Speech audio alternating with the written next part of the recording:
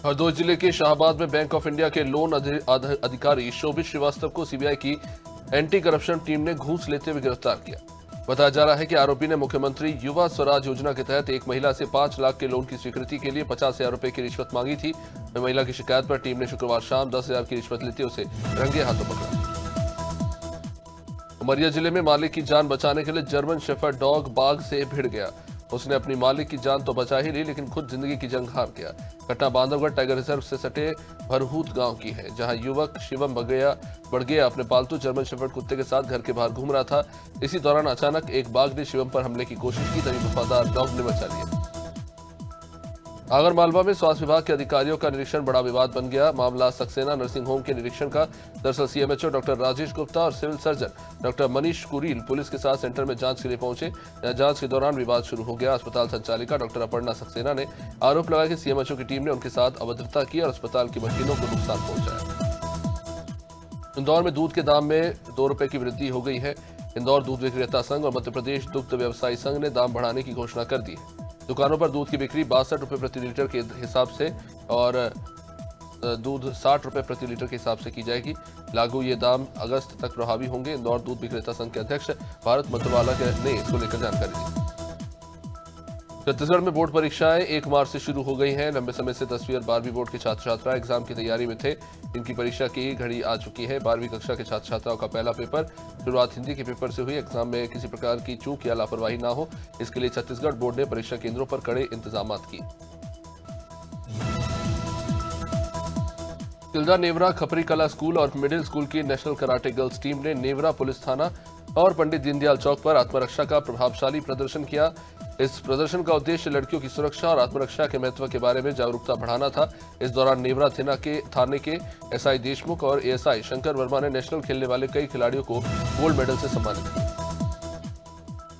मैनपुरी जनपद में आए दिन चोरी की घटनाएं सामने आ रही है। चोर खुलेआम पुलिस को चुनौती दे रहे हैं। ऐसी एक घटना करहल थाना क्षेत्र के कंचनपुर गांव से, जहां सास बहू एक कमरे में सो रही थी, तभी चोरों ने उनके घर में नकाब लगाकर घर में रखी अलमारी और बक्सों पर हाथ साफ कर दिया और लाखों रुपए का माल और नकदी लेकर फरार हो गए। बताया जा रहा है कि घटना के समय सास बहू अकेले घर पर सो रही थी। रायपुर में उप मुख्यमंत्री अरुण साव ने नगरीय निकाय चुनाव परिणामों को लेकर कांग्रेस पर निशाना साधते हुए कहा कि कांग्रेस का सूपड़ा साफ हो चुका है। उन्होंने आरोप लगाया कि कांग्रेस हार को छुपाने के लिए ईडी का नाम लेकर जनता में भ्रम फैला रही है। साथ ही साथ उन्होंने छत्तीसगढ़ के रजत जयंती वर्ष को लेकर कहा कि 2025 विकसित छत्तीसगढ़ विजन 2047 को पूरा करने का साल होगा। छत्तीसगढ़ के सरगुजा जिले में जल जीवन मिशन के तहत जल संकट गहरा गया। योजना के तहत कई घरों में नल कनेक्शन तो लगाने थे, लेकिन आधे अधूरे काम के कारण पानी नलों तक नहीं पहुंच रहा। कई जगहों पर पानी की टंकियां अधूरी हैं और पाइपलाइन का काम भी पूरा नहीं हुआ। इस कारण स्थानीय लोग गंभीर जल संकट का सामना कर रहे हैं। बता दें कि जल जीवन मिशन का उद्देश्य ग्रामीण क्षेत्रों में हर घर तक पाइप से पानी पहुंचाना था, जो अभी तक पूरा नहीं हुआ।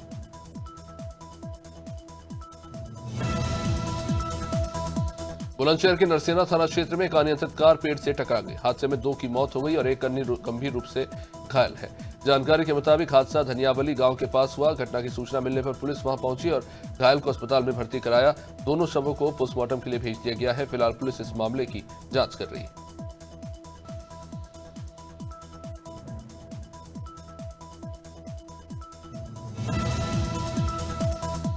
लखीमपुर खीरी के नेपाल बॉर्डर से सटे इलाकों में बीती रात मौसम ने करवट ली, जहां कई इलाकों में तेज बारिश के साथ ओलावृष्टि हुई, तो वहीं पलिया और निघासन तहसील के सीमावर्ती क्षेत्रों में झमाझम बारिश हो रही है। इधर तेज बारिश और ओलावृष्टि के चलते किसानों की चिंताएं बढ़ गई हैं। तेज बारिश और ओलावृष्टि से गेहूं, सरसों और अन्य फसलों का नुकसान होने की आशंका है। मौलाना शहाबुद्दीन रजवी ने वृंदावन में होली पर लगने वाले मेले में मुस्लिम समाज के आने और मेले में दुकानें लगाने पर पाबंदी लगाने को गैर संवैधानिक बताया। ऑल इंडिया मुस्लिम जमात के राष्ट्रीय अध्यक्ष मौलाना शहाबुद्दीन रजवी ने हिंदू मुस्लिम एकता पर सवाल उठाया। उन्होंने कहा कि मुसलमानों पर महाकुंभ में और अब वृंदावन के मेले में इस तरह की घोषणा से देश में हिंदू मुस्लिम एकता पर सवाली निशान है। मथुरा में भारी बारिश और ओलावृष्टि से किसानों की फसलें बर्बाद हो रही है। बता दें कि तेज हवा के कारण गेहूं की फसल गिर गई, जिससे उत्पादन में और कमी हो सकती है। बता दें कि फसल उनकी साल भर की कमाई का एक बड़ा हिस्सा होता है। इससे किसानों का जीवन और भी कठिन हो गया है। इसके अलावा सरसों और आलू की फसलों पर भी बुरा असर पड़ा है, जिसे देखते हुए किसानों ने प्रशासन से मदद की गुहार लगाई। शहडोल के बुढ़ार कॉलेज में छात्र परीक्षा परिणाम में गड़बड़ी का आरोप लगाते हुए धरने पर बैठ गए और गेट में ताला जड़कर कॉलेज प्रबंधन के खिलाफ नारेबाजी की। छात्रों का यह आरोप है कि फर्स्ट ईयर, सेकेंड और थर्ड ईयर के 70 से 80% छात्र छात्राओं को प्रैक्टिकल और सेशनल परीक्षा में फेल कर दिया गया। कई बार विश्वविद्यालय के चक्कर लगाए, उसके बावजूद भी परीक्षा परिणाम में सुधार नहीं किया गया। भदोही विधानसभा से सपा विधायक जाहिद जमाल बेग को बड़ा झटका लगा। एमपी एमएलए कोर्ट ने उनकी ये याचिका खारिज कर दी। इसमें उन्होंने लखनऊ में चल रहे विधानसभा सत्र में शामिल होने की अनुमति मांगी थी। विधायक जाहिद जमाल बेग इस समय प्रयागराज की नैनी जेल में बंद है। उन पर नौकरानी को आत्महत्या के लिए उकसाने का आरोप है। इस मामले में अभी तक उन्हें किसी भी तरह की राहत नहीं मिली। चमोली जिले के बद्रीनाथ धाम क्षेत्र के माणा गांव के पास हिमस्खलन के बाद राज्य और केंद्र सरकार ने अलर्ट मोड अपना लिया है। जहां मुख्यमंत्री पुष्कर सिंह धामी लगातार स्थिति के अपडेट ले रहे हैं, तो वे प्रधानमंत्री और केंद्रीय गृह मंत्री भी सहयोग का भरोसा दे रहे हैं। मौसम में थोड़ी राहत मिलने पर सेना ने बचाव कार्य की कमान संभाली और अब तक 43 श्रमिकों को सुरक्षित बाहर निकाल लिया गया। दिल्ली में बीजेपी राष्ट्रीय अध्यक्ष जेपी नड्डा ने जन औषधि वाहन को हरी झंडी दिखाकर रवाना किया। आपको बता दें कि ये पहल प्रधानमंत्री भारतीय जन औषधि परियोजना का अहम हिस्सा है, जिसका उद्देश्य सस्ती और गुणवत्तापूर्ण जेनेरिक दवाएं जनता तक पहुंचाना है। जन औषधि वाहन दिल्ली एनसीआर क्षेत्र में भ्रमण कर लोगों को जन औषधि केंद्रों के लाभ के बारे में जानकारी देगा। जांजगीर चांपा जिले में प्रशासन ने 2 बाल विवाह रुकवाए। कलेक्टर आकाश शिकारा के निर्देश पर महिला एवं बाल विकास विभाग और पुलिस की टीम ने कार्रवाई की। नवागढ़ तहसील के ग्राम खेरा में 17 साल की एक लड़के का विवाह अप्रैल में होना था।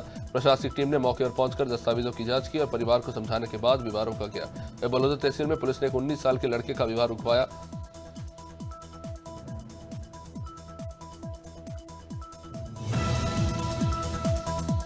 कासगंज में गंजडंडवारा क्षेत्र में हुई तेज बारिश और ओलावृष्टि के कारण फसलों को काफी नुकसान पहुंचा, तो वहीं मौसम में भी काफी ठंडक बढ़ गई।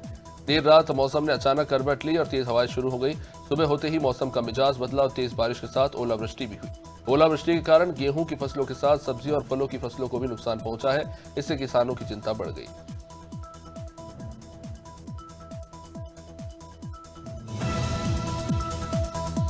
शहडोल के सुहागपुर थाने के गोरतरा ग्राम में डेक्कन फैक्ट्री में चोरी करने वाले 5 आरोपियों को पुलिस ने गिरफ्तार किया।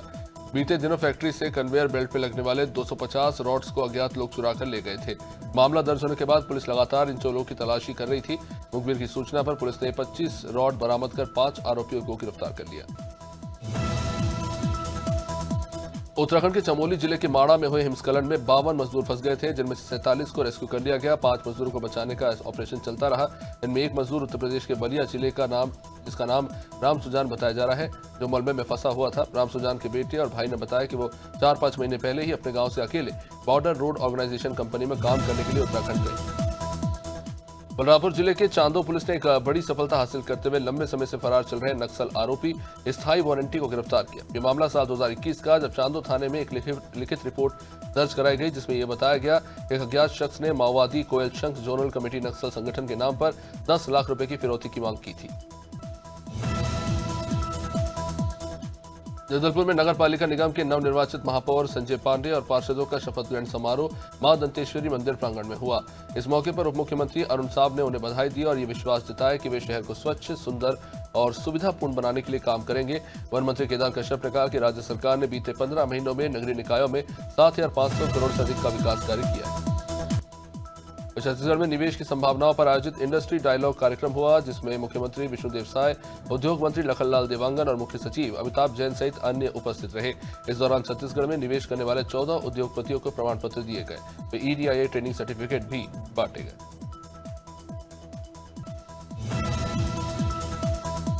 छत्तीसगढ़ कांग्रेस अध्यक्ष दीपक बैज ने रायपुर स्थित अपने घर की रेकी के मामले को लेकर मुख्यमंत्री विष्णुदेव साय को पत्र लिखा है और पत्र के जरिए दंतेवाड़ा ASP RK बर्मन समेत अन्य पुलिसकर्मियों के खिलाफ जांच की मांग की है। PCC चीफ ने कहा कि बस्तर पुलिस 24 घंटे बिना किसी कारण उनके घर की निगरानी करती रही, लेकिन इस मामले में सरकार का अभी तक कोई जवाब नहीं आया। दीपक बैज ने यह तक कहा कि झेरम फिर से दोहराने की कई कोशिश तो नहीं हो रही। अलीगढ़ के गोंडा थाना इलाके में शटर काटकर दुकान से लाखों रुपए की चोरी की गई। वारदात के बाद गुस्साए व्यापारी बाजार में धरने पर बैठ गए। व्यापारियों का ये कहना था कि जब तक चोरी का खुलासा नहीं होता तब तक धरना जारी रहेगा। सूचना पर पुलिस वहां पहुंची और जांच पड़ताल शुरू की गई।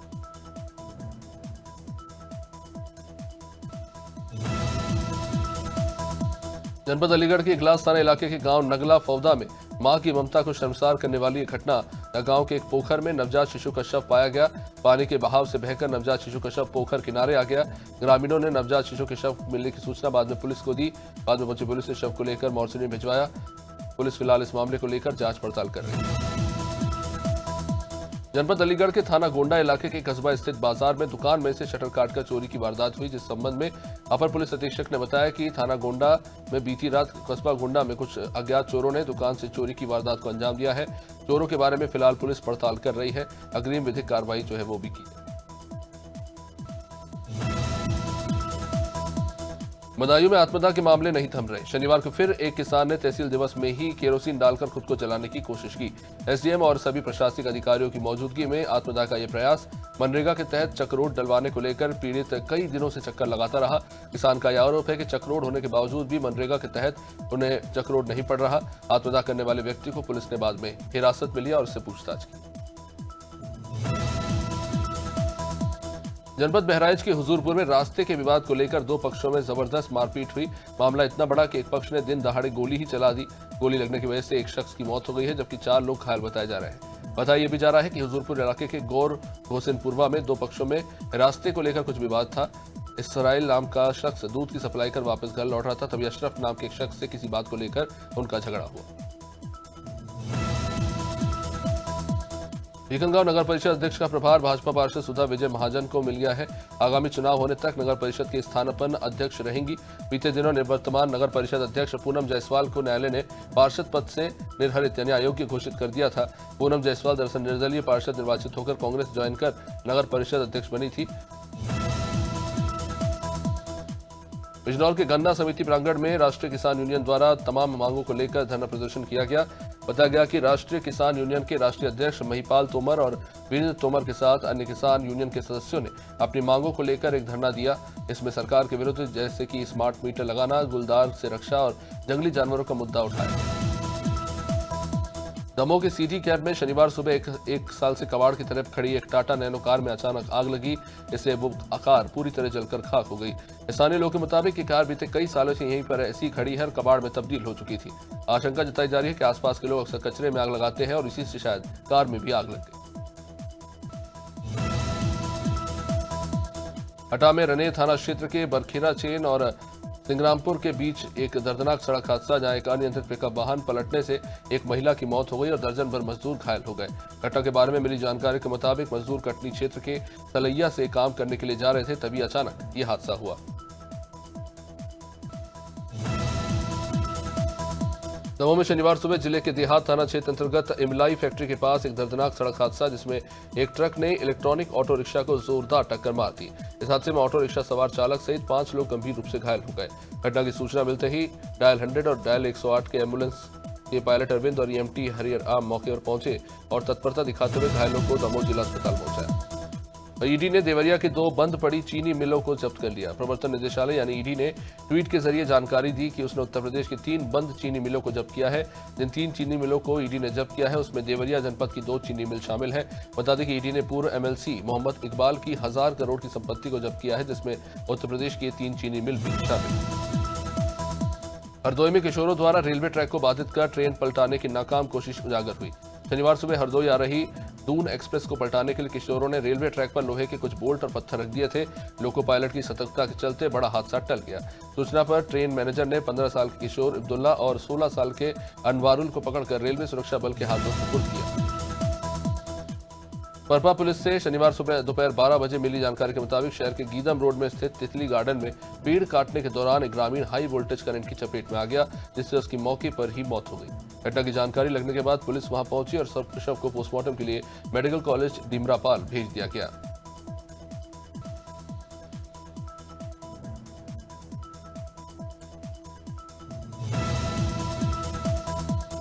शनिवार सुबह बारिश के साथ आई आंधी से खटीमा नगर पालिका क्षेत्र के अंतर्गत वार्ड नंबर 4 गोटिया में मोहम्मद रफीक के घर का टीन शेड गिर गया। इससे मोहम्मद रफीक का परिवार दब गया। उनकी चीख पुकार सुनकर पड़ोसियों ने मौके पर पहुंचकर इन्हें बाहर निकाला।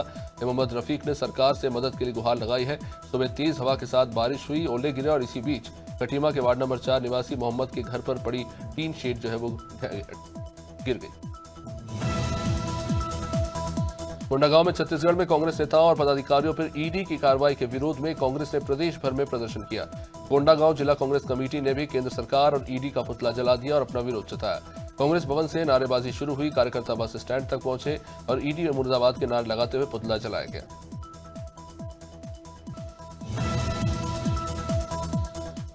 कटघोरा वनमंडल में फिर बाघ ने शाम को बकरी चराने गए ग्रामीण पर हमला कर दिया। बाघ के हमले से ग्रामीण बुरी तरह से घायल हो गया।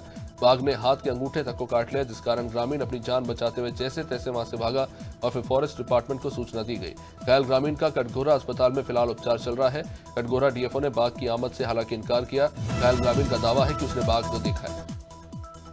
जनपद में पहले और तीसरे शनिवार को होने वाले संपूर्ण समाधान दिवस का आयोजन मैनपुरी जनपद में हर तहसील पर किया गया, जिसने करहल तहसील में मंडल आयुक्त शैलेंद्र कुमार सिंह ने जनता की समस्याओं को सुनते हुए जिला अधिकारियों को समस्याओं का अतिशीघ्र निस्तार करने के निर्देश दिए। संपूर्ण समाधान दिवस के दौरान मंडल आयुक्त शैलेंद्र कुमार सिंह ने जानकारी इसको लेकर दी। मीरठ जिले के मेहगांव में नगर परिषद सीएमओ द्वारा एक्शन लिया गया। मीट और अतिक्रमण पर मेहगांव के नगर पालिका और फूड विभाग की टीम ने संयुक्त रूप से कार्रवाई की। सीएमओ महेश पुरोहित ने कहा कि बार बार नोटिस देने पर भी कोई सुधार नहीं हो रहा। रोड पर खुले में रखकर सामान बेचा जा रहा है, रोड पर ठेले लगाकर अतिक्रमण हो रहा है। इन दुकानदारों के ठेले उठाकर नगर परिषद पहुंचाए गए हैं। फूड विभाग की टीम ने लाइसेंस भी चेक किया। रायबरेली में रमजान से पहले एक बार फिर लाउडस्पीकर को लेकर पुलिस ने सघन चेकिंग अभियान चलाया। पुलिस ने कई मस्जिदों में ध्वनि स्तर का जायजा लिया। हालांकि अभी तक सभी मस्जिदों में एक ही लाउडस्पीकर मिले हैं जिनका ध्वनि स्तर कम है। इस संबंध में मस्जिद के इंतजामकारों ने बताया कि पहली बार ही 2 साल पहले जब से लाउडस्पीकर उतरवाए गए तब से ही गाइडलाइन का पालन करते हुए दोबारा एक से ज्यादा नहीं लगाए गए। सहारनपुर के थाना गंगोह क्षेत्र के ग्राम दौलतपुर में देर रात मामूली बात को लेकर हुए विवाद में गोली लगने से एक युवक की मौत हो गई। जानकारी के अनुसार देर रात बाइक की साइड लगाने के कारण 2 पक्षों में विवाद हो गया। इसमें जनपद शामली के कंडेला निवासी तसफ्फुर की गोली लगने से मौत हो गई।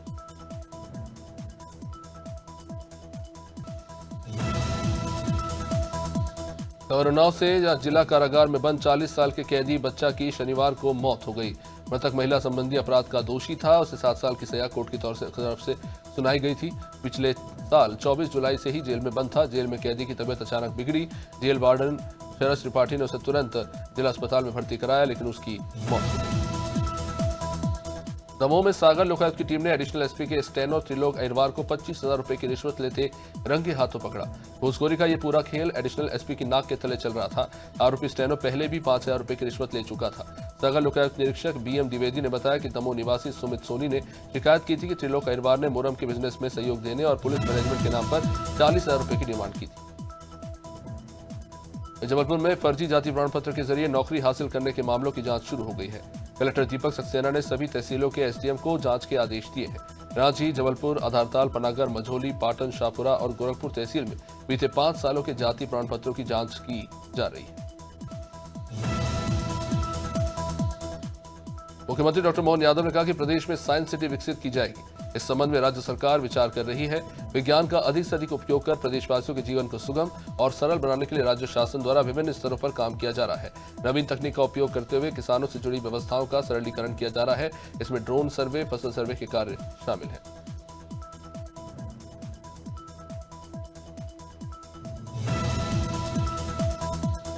प्रदेश में रबी विपणन वर्ष 2025-26 में गेहूं का उपार्जन 15 मार्च से शुरू हो जाएगा और ये समर्थन मूल्य 2600 रुपए प्रति क्विंटल पर किया जाएगा। मुख्यमंत्री डॉक्टर मोहन यादव ने किसानों के हित में यह ऐतिहासिक फैसला लिया।